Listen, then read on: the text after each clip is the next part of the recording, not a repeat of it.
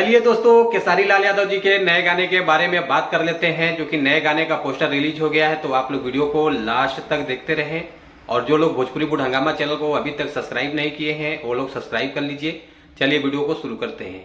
आज हम जिस गाने के बारे में आप लोगों से बात कर रहे हैं, गाने का बोल है आम दशहरी, जो कि इस गाने को लिखा है कृष्णा बेदर्दी जी। इस गाने के म्यूजिक डायरेक्टर हैं विनय विनायक जी हैं, और एक्ट्रेस हैं रानी जी, जो कि बहुत लाजवाब गाना रिकॉर्डिंग हुआ है। पोस्टर एक नंबर का बना हुआ है।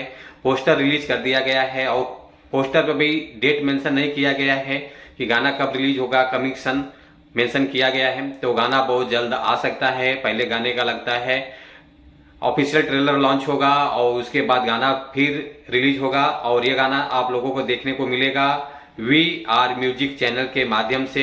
ये गाना आएगा, तो आप लोग इंतजार कीजिए। अभी गाने का पोस्टर रिलीज हो चुका है आम दशहरी का, तो आप लोग तब तक पोस्टर को शेयर कर दीजिए।